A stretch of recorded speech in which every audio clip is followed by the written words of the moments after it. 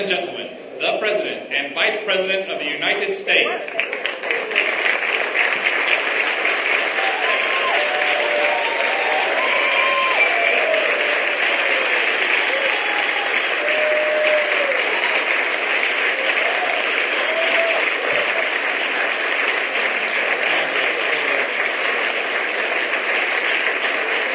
Thank you all very much.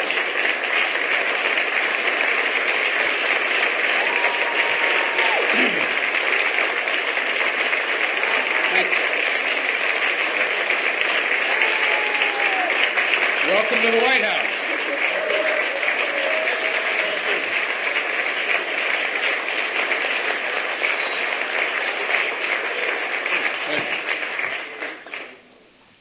Thank you all for being here. And I spend so much time touring the country with the President at his request and with his permission. I've been in almost all your cities and in your states, and it's nice to be able to welcome you here as you welcome me into your cities.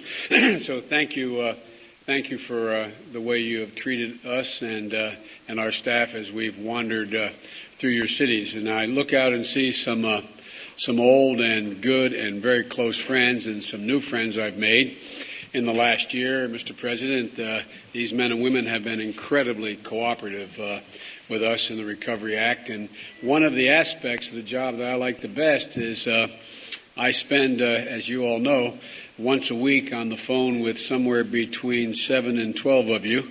And you've had the misfortune of having to listen to me answer your questions, at least 100, I think 15 of you, and it's been really rewarding to me. And I always get off the phone with America's Mayor David Agnew, who is the guy that follows up on everything that I ask him to do in those phone calls.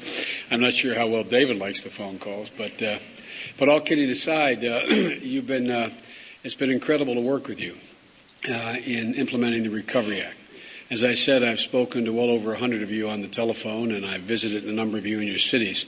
And I've been constantly impressed by the dedication and the common cause of rebuilding not only your cities, but this country. And I must tell you, I've been impressed by the competence, the management skills that so many of you have demonstrated in incredibly difficult financial times and difficult circumstances.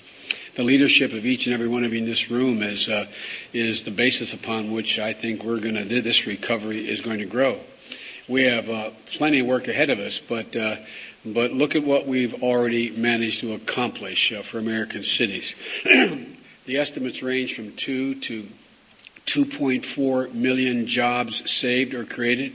Nearly $100 billion in tax relief has been provided to working families and businesses through the Recovery Act. And all that's money has poured back into the economy of your cities, creating more jobs. More than 18 million Americans have received unemployment compensation benefits and increased benefits. Imagine what the impact on your cities would be if, in fact, we did not have that money flowing in and those people found themselves in a destitute situation.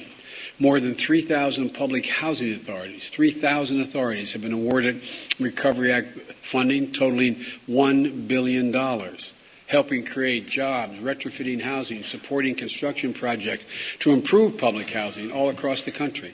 The thing that amazed me about these guys, Mr. President, and women, is they take advantage of this difficult situation to make improvements. It's not just you're spending the money, you're actually changing the way in which the money is spent more efficiently. More than 4,600 law enforcement officers, more than 1,000 communities nationwide have benefited from the additional influx of those 4,600 officers. We've sparked innovation in transportation and energy and healthcare and education, all of which you've absorbed. I know you'd rather it have all come directly to you, but the truth of the matter is, I know, but constant source of our conversations, Mr. President.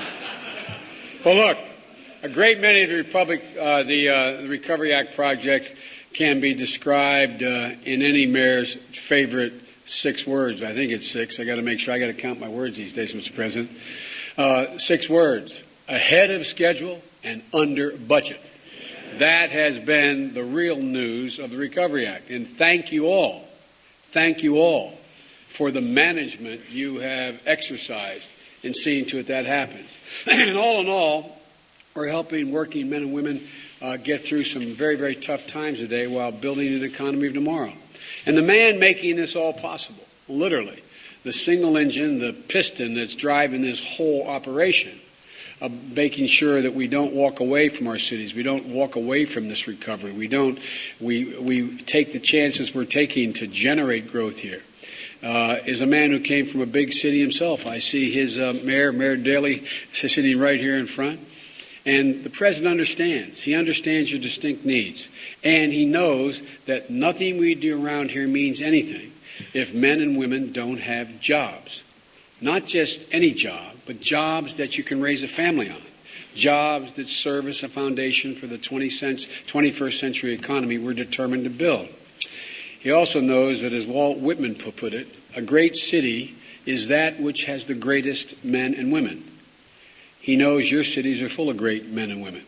And his leadership is going to help give them the ability to overcome this difficulty, summon their greatness, and put them in a position that they're stronger at the end as we come out of this recession than they were before they went in.